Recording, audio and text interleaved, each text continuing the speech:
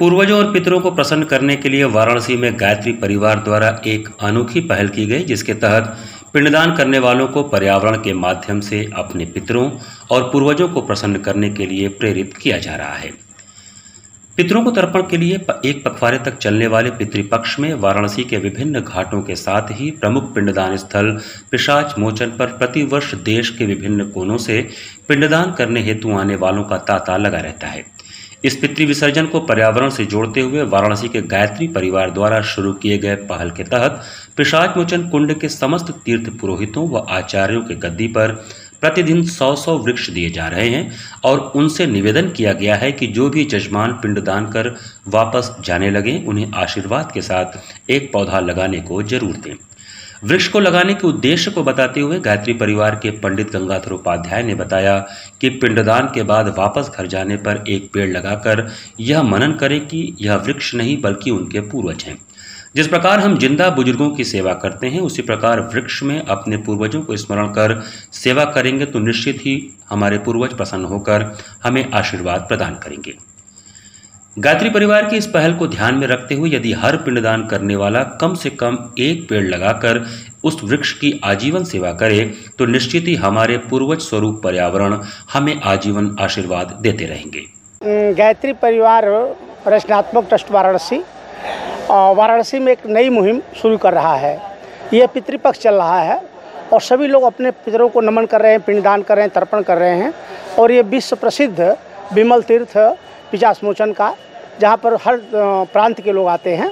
तो इस तीर्थ से एक संदेश गायत्री परिवार की तरफ से जा रहा है कि आप अपने पितरों को पिंडदान तर्पण करने के साथ साथ उनके नाम से वृक्ष लगाएं। और यहाँ पर जितने भी हमारे आचार्य हैं, जिनकी गद्दियाँ हैं, इस सभी यहाँ के पुजारी जो तीर्थ पुरोहित हैं, उनकी गद्दियों पर हम लोगों ने पेड़ रखवा दिए हैं।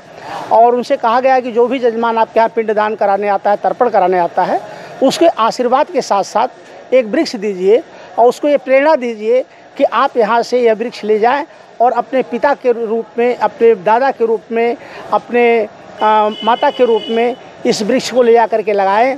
और स्मृति रखें कि हमारे पिताजी का श्राद्ध तर्पण जब काशी में हुआ था तो हम यह वृक्ष लाकर लगाए थे। हमारे जीवित पिता के रूप में हमारे पास वापस आए हैं। इनकी सेवा करेंगे, आपको अवश्य आशीर्वाद मिलेगा। तो यह अगर पितरों के नाम से वृक्ष लगाए जाएं तो इस धरती को हरा भरा करने में और हमारी जो भावनाएं प्रकृति के प्रति है वो भी हमारी अच्छी होगी और पितृ हमें निश्चित रूप से आशीर्वाद देंगे।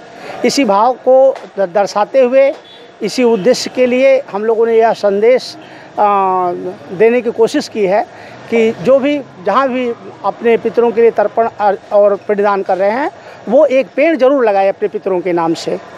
इस धरती को हरा भरा करें और पर्यावरण को अच्छा करें। किस तरीके से आप लोग वितरित कराएंगे यहाँ पे? रोज ये होगा कैसे होगा? देखिए, यहाँ पर आज से 100 पेड़ प्रतिदिन हमारे गायत्री परिवार रचनात्मक ट्रस्ट की तरफ से उपलब्ध रहेगा। हर तीर्थ पुरोहित के गद्दी पर, जहाँ जहाँ जो यहाँ पर करीब 10-12 लोग हैं, तो सभी जगहों पर हम लोग 25-25 पेड़ रखवा देंगे। अब वो जितने भी उनके यहाँ पिंडदान तर्पण करने आएंगे जजमान, जब उनसे आशीर्वाद लेने जाएंगे तो उनको ये बता दिया गया है कि आशीर्वाद के साथ साथ आप एक उपहार भी उन्हें दीजिए और उनको प्रेरणा दीजिए कि आप इस वृक्ष को ले जाएं, अपने पितृतरु के नाम से वहाँ इसको रोपित करें, इसकी सेवा करें और अपनी स्मृति में बनाए रखें कि हमने काशी में यह तीर्थ सेवन जब किया तो हमको वहाँ के पुरोहित ने यह उपहार हमें दिया था।